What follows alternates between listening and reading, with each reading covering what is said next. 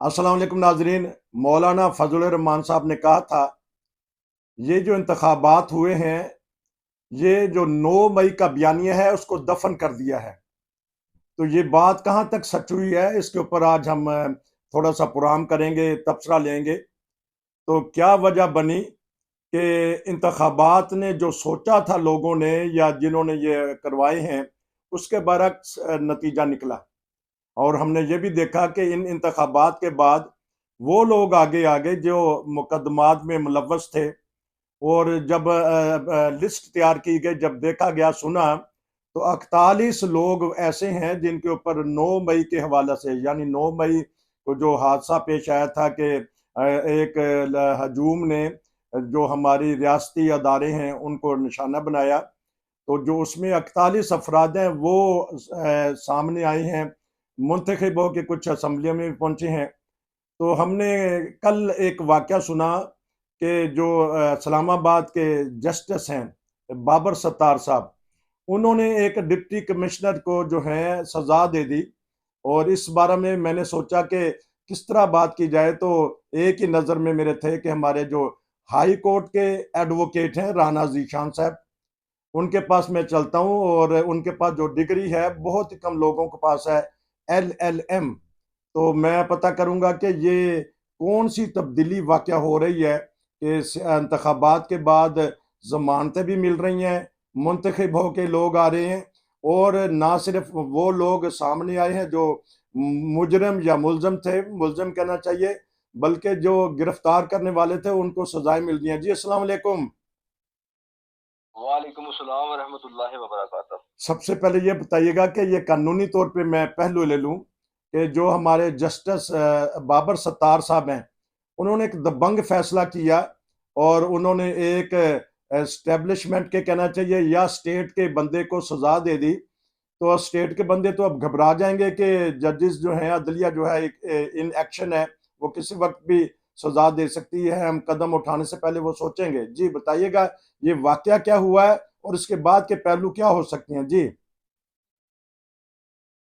जी, सबसे पहले जो इस्लामाबाद हाई कोर्ट के जस्टिस जनाब बाबर सत्तार साहब हैं, वो एक बड़े मंजे तुले और एक अलग फ़हम और तफ़हीम वाले फ़ैसले करने वाले और बड़े इंसाफ पसंद जो है ना, वो जज ज़ाहिर हुए हैं। गुज़श्ता भी उनके कुछ ऐसी उनकी हिस्ट्री है, उनके ऐसे फ़ैसला जात हमारी नज़रों के सामने गुज़रे हैं, जिसमें हमें उनका जो है ना, उनकी तरफ से लोगों को इंसाफ होता हुआ नज़र आया है।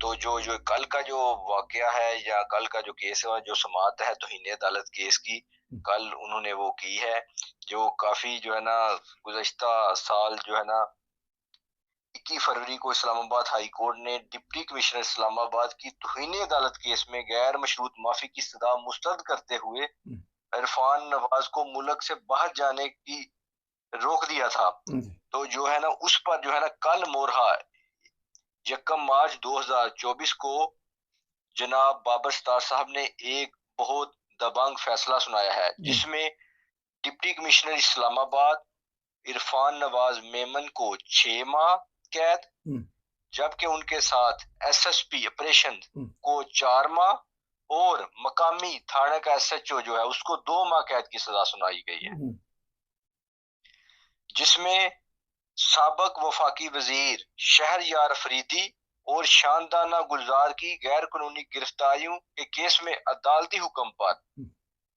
DC इस्लामाबाद और SSP ऑपरेशन के खिलाफ तौहीन अदालत केस की समाअत का फैसला जो महफूज शुदा था, उसकी जो है ना उन्होंने समाअत की है, और उस पर जो है ना ये फैसला जो है ना वो सादर फरमाया है। IG Islamabad, DC Islamabad, SSP operation और उनके साथ SP सदर वो भी अदालत में पेश हुए थे, जिसपे जो है ना डिप्टी कमिश्नर इस्लामाबाद और SSP ऑपरेशन मलक जमील जफर जो है ना, डिप्टी कमिश्नर इस्लामाबाद इरफान नवाज मेमन और SSP ऑपरेशन मलक जमील जफर तौहीन अदालत के मर्तकब करार पाए गए हैं फैसले में। तो लेकिन ये जो अफसरान हैं, ये इनको कहीं से हुक्म आता है? हम ये कहना चाहिए, हम कहेंगे कि स्टेट बामुकाबला अदलिया।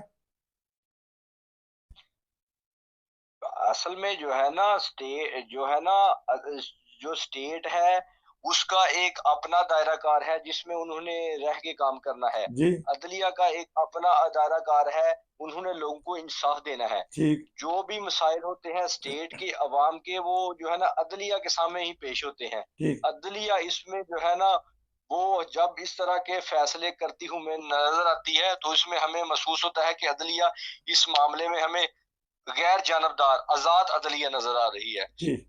जब जिस मुकाम पे हमें कोई इंसाफ नजर ना आता हुआ नजर ना आए तो उस पे हम कहते हैं ये जानबदारी का मुजाहरा कर रही है, इसमें अदलिया कंट्रोल है। ठीक। जबकि इस तरह के जब मामलात होते हैं जो कि कानून और आइन की नजर में लोगों को इंसाफ होता नजर आता है, तो फिर उसमें जो है ना ये नाही अदलिया कंट्रोल होती है और इसमें वो इंसाफ लोगों को तक डिलीवर होता है। अच्छा, ये बता दीजिएगा नाजरीन के याद दहानी के लिए कि उनको जो शहर या अफरीदी हैं जो आपने खतून का नाम लिया, तो किस सिलसिला में गिरफ्तार किया गया था और इन जो डिप्टी कमिश्नर हैं इनके ऊपर तौहीन अदालत क्यों लगती है कि उन्होंने कोई ऐसा काम कर दिया था जिसकी वजह से इनको सजा मिली?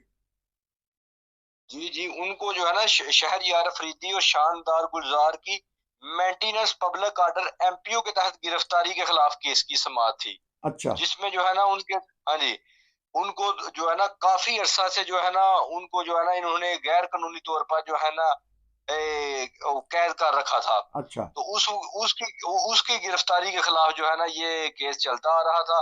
तो जो है ना ये इसका फैसला महफूज कर दिया गया था, कल उसको जो है ना ये पब्लिक किया गया। अच्छा, ये भी बता दीजिएगा कि किस कानून के तहत फिर डिप्टी कमिश्नर या इंतजामिया या स्टेट गिरफ्तार करती है? वो तो आगे जेल में थे, तो वो एक ये भी बात सुनने में आई है कि वो जेल में कोई ऐसी प्लानिंग कर रहे थे, जब तहकीक की तो जेल में कोई ऐसा बंदा उनको नहीं मिला। तो ये 3 MPO होता क्या चीज है, ये भी नाज़रीन को बता दीजिए। ये मेंटेनेंस ऑर्डर होते हैं, पब्लिक मेंटेनेंस एमपीओ। इसमें इसके मुख्तलिफ जो है ना सेक्शंस हैं। इसमें एमपीओ बोलते हैं मेंटेनेंस पब्लिक ऑर्डर, अच्छा। जिसका मतलब है कि अगर इनको हम जो है ना इजाजत देते हैं, लिबर्टी की आजादी की इजाजत देते हैं, तो इसमें जो है ना इसमें मुल्क का अमन आमा को ये नुकसान पहुंचाने का जो है ना मुतहम्मल हो सकते हैं। ठीक। इसलिए हम इनको कैद कर रहे हैं, इनको नजरबंद कर रहे हैं, इनको हम रोक रहे हैं। तो उस बना पे जो है ना ये एक कह लें कि मुल्क की मफाद की खातिर इनका जो है ना मकसद होता है कि हमको इनकी मुल्क की मफाद की खातिर हमने इनको डिटेन कर रखा है। उसकी बना पर ये इसको फिर जितना अरसा चाहे इसको तवील करते हैं, तो उसके बाद जब हालात साजगार होते हैं तो फिर मुतलका फर्द जो भी उसमें शामिल होता है फिर उसको इजाजत होती है, जैसे वो आम पब्लिक के लोग अपनी जिंदगी गुजारते हैं फिर वो गुजारते आपका मतलब है कि अमन अमान पैदा करने के लिए जो स्टेट है वो चंद लोगों को गिरफ्तार कर लेती है। हैं। जी जी, बिल्कुल ऐसे ही है। तो फिर तो स्टेट के लोग अब डरेंगे कि जजेस किसी वक्त भी सजा सुना देंगे तो उनको तो अपनी नौकरियों की पड़ जाएगी, वो किसका हुक्म मानेंगे? लेकिन जो है ना ये हर किसी के लिए नहीं होता, इसमें जो है ना मुख्तलिफ खास लोग होते हैं शामिल, जिसमें ये ज्यादातर इस तरह के जो है ना इन चीजों में इन्वॉल्व सियासी लोग शामिल होते हैं। कुछ मजहबी शख्सियात भी, उनको भी एमपीओ के तहत जो है ना डिटेन किया जाता है। लेकिन जो है जो हालात का तकाजा होता है उसके मुताबिक जो है ना इसका एमपीओ का जो है ना इम्प्लीमेंट होता है। नाजरीन, क्योंकि हमने 10 मिनट का प्रोग्राम करना है, इसके बाद मैं इनसे एक अहम सवाल पता करूंगा। मजहबी जनूनी बाज दफा आ जाते हैं, बिलखसूस जो इछरा में वाक़या हुआ वो भी तो एक खतरा था। अगर हमारी जो पुलिस ऑफिसर हैं वो सामने ना आती तो हो सकता है कि उस लड़की को सजा दे दी जाती या जला दिया जाता, वो भी तो अमन अमान का मसला बन सकता था। तो उस ऐसा मोग जो जमा होता है उसके ऊपर कौन सी दफा लगती है और वहाँ अदालतें क्यों खामोश हैं, वहाँ स्टेट क्यों खामोश है? हम मिलते हैं दूसरे प्रोग्राम में, हमारे साथ जुड़े रहिए। अभी आप राणा साहब, मैं आपसे दूसरा प्रोग्राम लेता हूँ तो उसमें हम इस मामले पे भी बात करते हैं। नाजरीन, हमारे साथ मौजूद रहिए।